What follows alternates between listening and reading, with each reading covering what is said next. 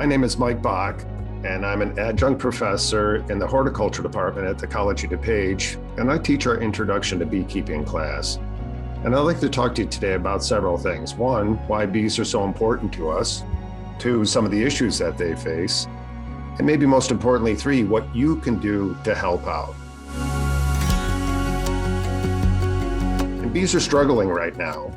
Why should you be concerned about this? Because bees are critical to our agriculture, so much so that there are commercial beekeepers who move their hives all over the country on the back of trucks and charge farmers to put them in their fields to pollinate their crops.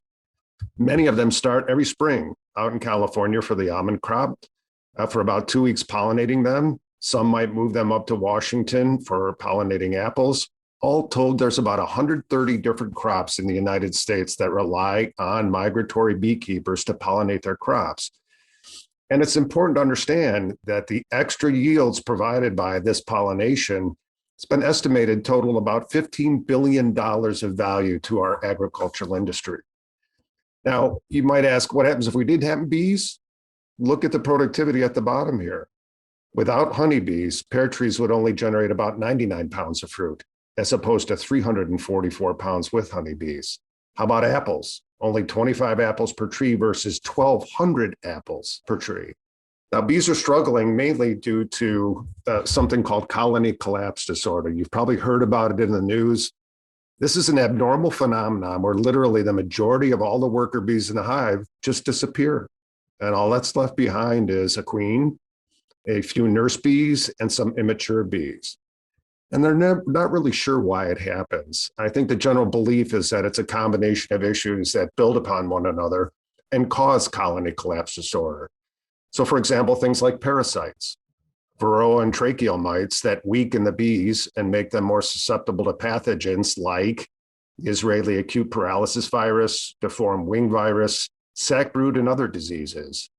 There's also the use of pesticides, neonicotinoids. They are banned in Europe solely because they're concerned about their effect on bees, but they're widely used in the United States. And the general belief is that they affect the nervous systems of bees, which cause them to have problems with their navigation.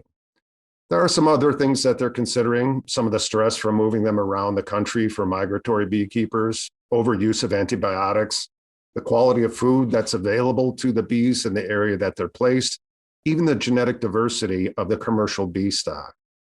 Now, this sounds really bad, but there are quite a number of people working on how to address this particular issue. And it's all focused on trying to minimize the damage to our agricultural industry. So think about that $15 billion of crop yields.